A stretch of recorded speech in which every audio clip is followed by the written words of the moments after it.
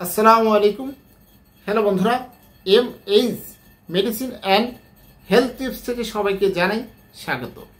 আজকে আপনাদের জানাবো সর্দি কাশির ওষুধ কি ভিটামিন সি। চলুন জানা যাক। সর্দি কাশি হলে জ্বর থাকতে পারে, আবার নাও থাকতে পারে। তবে ভাইরাস সংক্রমণের কারণে এর সঙ্গে প্রচণ্ড শারীরিক দুর্বলতা অনুভূত হয়। শরীর ম্যাচ ম্যাচ করে, হাসি, সর্দি, মাথা ব্যথা, গলা ব্যথা, বিভিন্ন লক্ষণ বা উপসর্গ দেখা যায়। ভাইরাসজনিত ব্যাধি হওয়ায় এমন সর্দি কাশিতে অ্যান্টিবায়োটিক ওষুধও কাজ করে না। ওষুধ খেলে সর্দি কাশি গড়ে 18 দিনে সারে, না খেলেও একই। সচরাচর এই সমস্যায় প্যারাসিটামল, অ্যান্টিহিস্টামিন ও কাশির ওষুধ ব্যবহার করা হয়।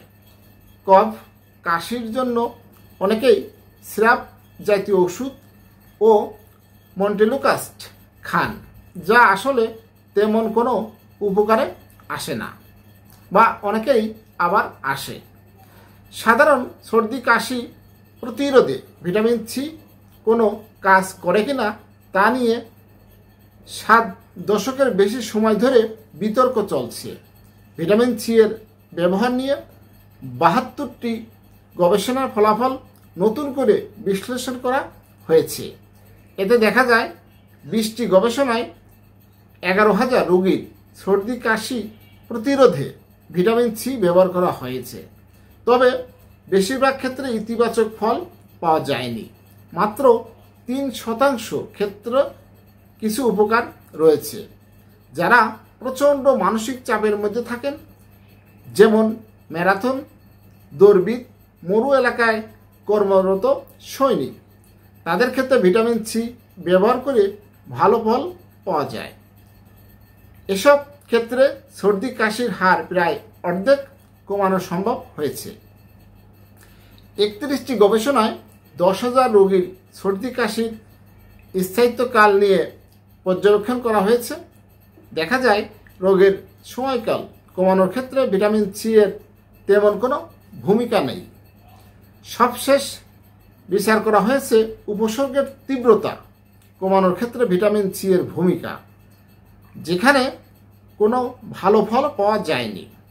দেখা যাচ্ছে শিশুদের দৈনিক 1 থেকে 2 গ্রাম ভিটামিন সি খাওয়ালে তাদের সর্দি কাশির তীব্রতা কিছুটা কমে। কিন্তু শিশুদের এত উচ্চমাত্রায় ভিটামিন খাওয়ানো কতটা নিরাপদ, সে প্রশ্নও রয়ে যায়। তাহলে কি দাঁড়ালো? উপসর্গ কমানোর জন্য কিছু ওষুধ ছাড়া সর্দি কাশির আসলে তেমন যুৎসই ওষুধ নেই। বরং প্রচুর পানি পান করুন, পুষ্টিকর খাবার খান, বিশ্রাম নিন। এছাড়া পরিচ্ছন্নতা বজায় রাখতে চেষ্টা করুন। এই রোগ এমনিতেই সারে, অধৈর্য হবেন না। বিশেষ করে যারা নিয়মিত ধূমপান করেন, তাদের ভিটামিন সি বেশি খাওয়া প্রয়োজন। টক জাতীয় ফলই ভিটামিন সি এর উৎস নয়। তবে এটা ঠিক, টক ফলে ভিটামিন সি থাকে। তবে কমলালেবু বা অন্যান্য টক ফলের চেয়ে ভিটামিন সি বেশি আছে কাঁচামরিচে। তাই এই ভিটামিন পেতে শুধু সাইট্রাস বা টক জাতীয় ফলের উপর নির্ভর করা ঠিক নয়। হ্যালো বন্ধুরা, আপনাদের জানানোর চেষ্টা করেছি।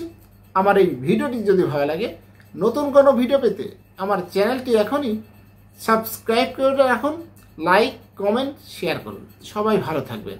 আজকের মতো বিদায় নিচ্ছি। আল্লাহ হাফেজ।